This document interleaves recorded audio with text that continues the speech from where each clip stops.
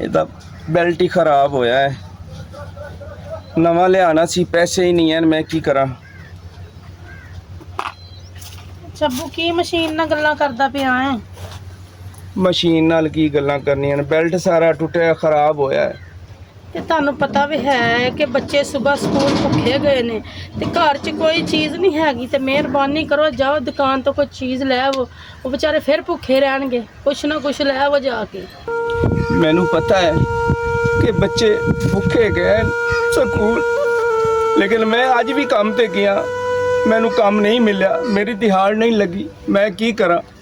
ਮੇਰੇ ਕੋਲ ਤਾਂ ਹੁਣ ਸਿਰਫ 20 ਰੁਪਏ ਤੇ ਇਹਨਾਂ 20 ਦਾ ਦੁਕਾਨ ਵਾਲੇ ਨੇ ਸਾਨੂੰ ਕੀ ਦੇਣਾ ਹੈ? ਇਹਦੇ 'ਚ ਬੱਚਿਆਂ ਦਾ ਕੀ ਕਸੂਰ ਹੈ?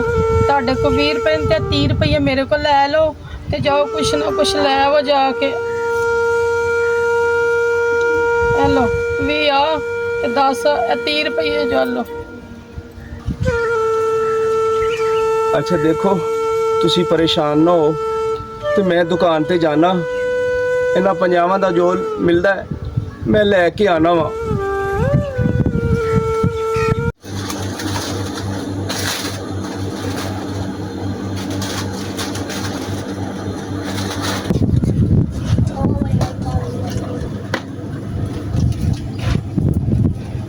अस्सलाम वालेकुम जी। वालेकुम सलाम जी दाल चने दी लेनी है ਤੁਹਾਡੇ ਕੋਲ?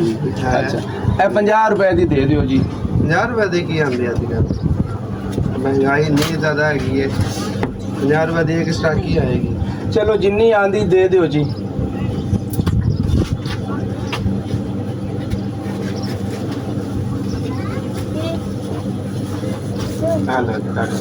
ਮਿਹਰਬਾਨੀ ਜੀ।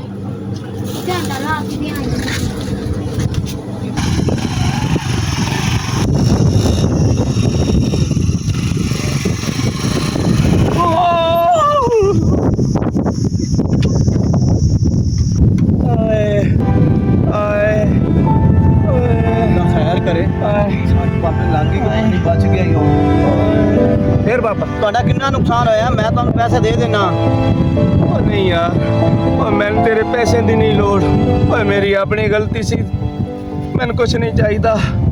ਆਏ ਆਏ ਇਮਾਨਦਾਰ ਬੜਾ ਲੱਗਦਾ ਹੈ। ਨੁਕਸਾਨ ਵੀ ਹੋ ਗਿਆ, ਸੋਨ ਸੱਟ ਵੀ ਮੇਰੇ ਦਾ ਲੱਗ ਗਈ ਹੈ ਤੇ ਆਂਦਾ ਮੈਨੂੰ ਮਦਦ ਤੇਰੇ ਦੀ ਜ਼ਰੂਰਤ ਨਹੀਂ, ਪੈਸਿਆਂ ਦੇਣੇ ਦੀ ਜ਼ਰੂਰਤ ਨਹੀਂ। ਪਤਾ ਨਾ ਲੱਗੇ।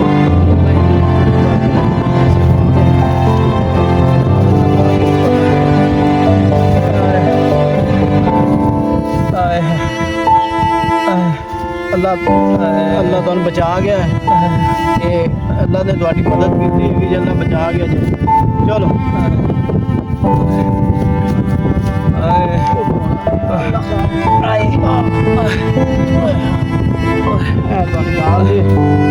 ਮੈਨੂੰ ਮਾਫ ਕਰ ਦੇਣਾ, ਮੇਰੀ ਤਾਂ ਗਲਤੀ ਨਹੀਂ, ਮੈਨੂੰ ਮਾਫ ਕਰ ਦੇ। ਜਾ बचे जा, ओ जा, तेरा अल्लाह तेरा निगहबान होवे, ओ अल्लाह तेरी हिफाजत करे।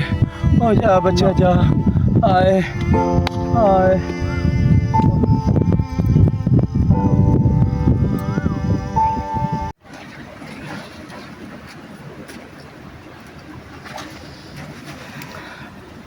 ਪਤਾ ਨਹੀਂ ਘੰਟਾ ਹੋ ਗਿਆ, ਸ਼ੱਬੂ ਕਿੱਥੇ ਰਹਿ ਗਿਆ? ਬੱਚੇ ਵੀ ਸਕੂਲੋਂ ਆਉਣ ਵਾਲੇ ਨੇ ਤੇ ਮੈਂ ਤੇ ਪਰੇਸ਼ਾਨ ਬੈਠੀ ਹਾਂ। ਬੱਚਿਆਂ ਲਈ ਹਾਂਡੀ ਵੀ ਪਕਾਣੀ, ਕੋਈ ਚੀਜ਼ ਵੀ ਪਕਾਣੀ ਹੈ, ਭੁੱਖੇ ਸਵੇਰ ਦੇ ਗਏ ਨੇ। ਅੱਲਾ ਹੀ ਖੈਰ ਕਰੇ। ਆ ਗਏ ਹੋ ਤੁਸੀਂ?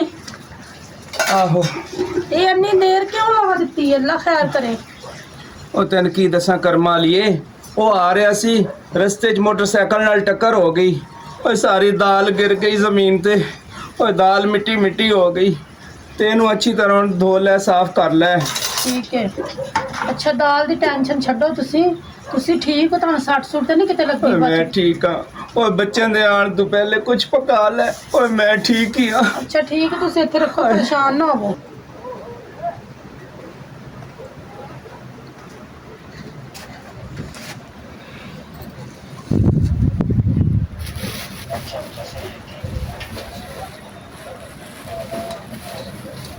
दाल कम है ते मिट्टी ज्यादा है ते दी हांडी की पकनी है।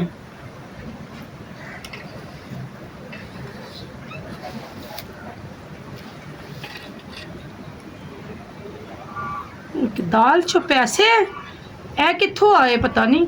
ਛੱਬੂ ਛੱਬੂ हाँ जी ਇੱਧਰ ਆ ਜ਼ਰਾ ਗੱਲ ਸੁਣੋ आ रहा ਜਲਦੀ ਆ। हाँ जी की होया है? ਹੋਇਆ ਕੀ ਏ ਇਹ ਦਾਲ ਮੈਂ ਸਾਫ਼ ਕਰਨ ਲੱਗੀ ਤੇ ਵਿੱਚੋਂ ਪੈਸੇ ਨਿਕਲੇ ਨੇ। ਇਹ ਕਿੱਥੋਂ ਆਏ ਨੇ? इतने ढेर सारे पैसे,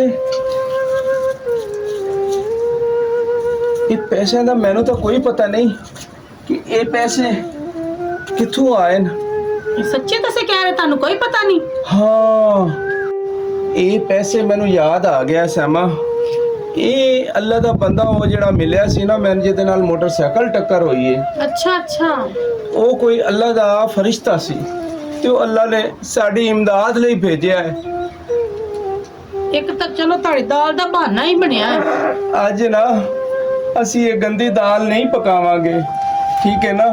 ਅੱਜ ਅਸੀਂ ਅੱਛੀ ਰੋਟੀ ਅੱਛਾ ਖਾਣਾ ਬਣਾਵਾਂਗੇ। ਮੈਂ ਜਾਣਾ ਵਾਂ ਤੇ ਮੈਂ ਹੋਰ ਅੱਛੀ ਦਾਲ ਲੈ ਕੇ ਆਣਾ ਵਾਂ ਸਾਫ, ਤੇ ਕੁਝ ਹੋਰ ਬੱਚਿਆਂ ਦੇ ਖਾਣ ਪੀਣ ਲਈ ਲੈ ਕੇ ਆਣਾ ਵਾਂ। ਹਾਂਜੀ ਤੁਸੀਂ ਸਹੀ ਕਹਿ ਰਹੇ ਹੋ।